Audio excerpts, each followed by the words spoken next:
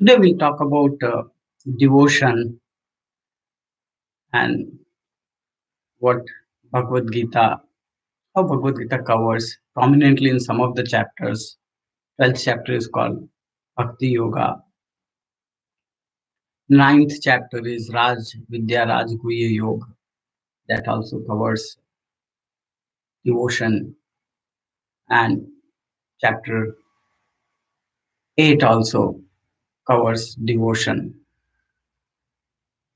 Chapter 7 also has some beautiful verses on devotion. So Lord Krishna in chapter 12 is asked by Arjuna, Evam satata yuktaye bhaktastam paripasate. So there are two types of devotees. One who devote in a form-based devotion, another is a formless devotion. So Lord Krishna is asked by Arjuna, which one is better? So Lord Krishna says, Maya Veshamaya Yukta Nitya Ukto Pasate. So he says that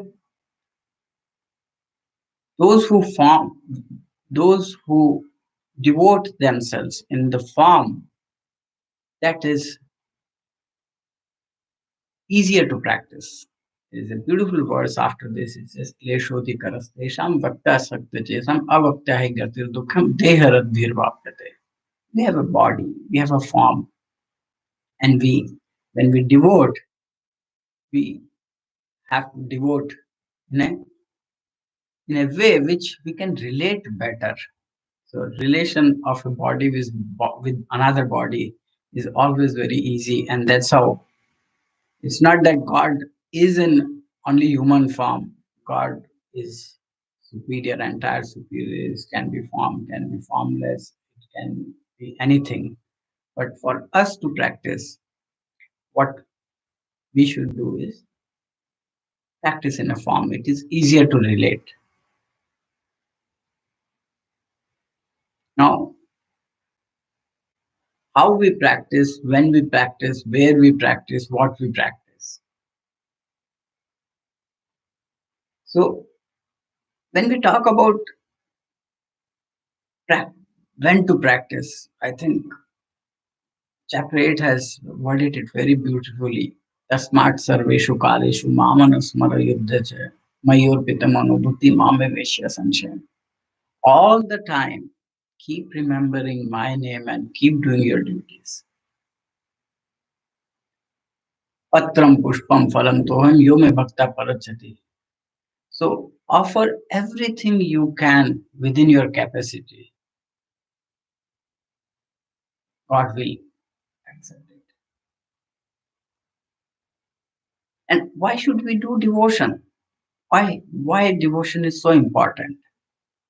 So gladly there are scientific researches now that prove that when you are immersed in devotional activities, body produces hormones, dopamine, serotonin, which increase the happiness index and reduces the stress. Even research shows now that regular practice can even cure chronic diseases. And then when you get into devotion, you will realize that if you have practiced devotion for, let's say, 10 years, you will see all your thoughts 10 years back. Along with devotion, we keep thinking about a lot of material things. All material thoughts are temporary, keep coming, keep going. Today I am meeting these set of people. I usually think about these set of people. I'm doing these type of activities. My thoughts are around these activities, these people who I interact with. And then I think about positive and negative experience every day in dealing with all the people and activities. But I cannot be in a situation that all the time my brain is hammered with only those activities, only those people who I temporarily interact. It is very important. Devotion is a mechanism for us to take the break, take a logical break. This is what work life balance is, right? That When you work, you think about work. When you are off work, you don't think about work. And it is very difficult. It is very difficult to know. There's no switch like that that you can say that, okay, now I switch on my uh, work lights and I uh, switch on my rest lights. It doesn't happen so well. So the mind has to be trained, and devotion is a mechanism to train your mind to slowly start relaxing. And every day you do it. Every day you do it, and it becomes more easier that all the time you are remembering, and then when you are, it is there all the time in your mind. Then it is very easy that once you are done with your work, you immerse yourself and leave everything and deeper into devotion. Now, when in devotion, four types of devotees. Chaturvida bhajante mam jana sukritorjuna artha jigyasu arthati jnani cha bharatarsha. Chapter 7 says. Four type of devotees. Arth, one who prays or worships God because of some deep problems in life, just to get blessings of divine to resolve the problems. Jigyasu is one who is curious, scientific mind, whether God exists or not. Artharthi, I have some materialistic objectives. So pray for materialistic objectives. You say, I want this position, I want this fame, I want this much money. So all your materialistic objectives are artharthi. And jnani is one who understands that life is temporary. Devotion is the nectar of life, selflessly devoting. And when you are a selfless devotee, the characteristics are completely different. Now, when in devotion, it is very important to understand devotion does not mean just ritualistic practices. Devotion means exhibiting the qualities of a devotee.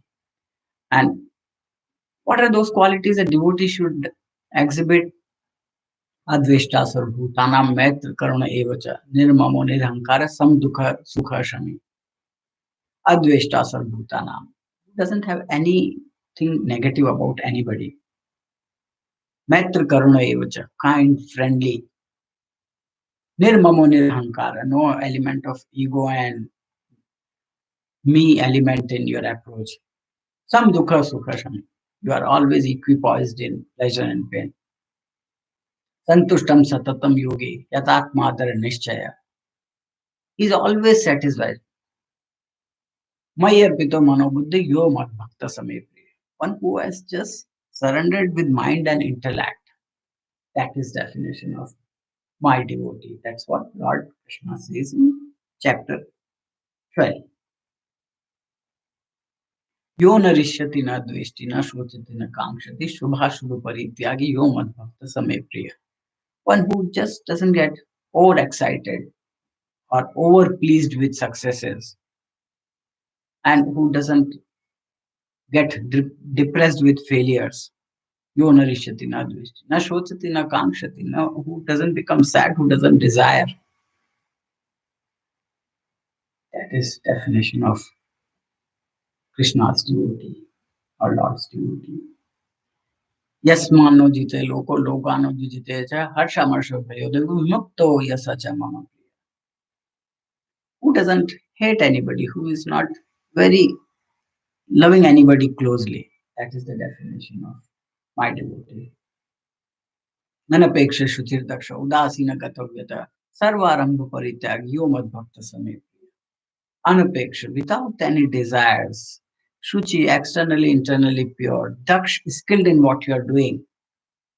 Udasina gatavyata, who is like away from materialistic object aspects of life.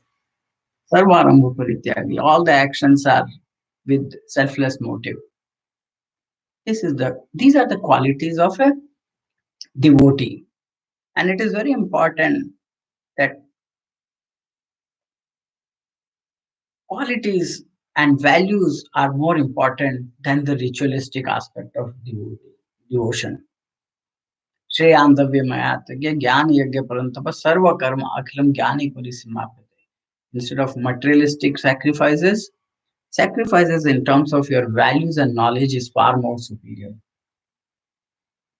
And Finally, man mana mad bhakto madhyaji mam namaskuru mame veshidhe makmanam parayana. Chapter 9, last word says, devote yourself to me and you will get completely liberated.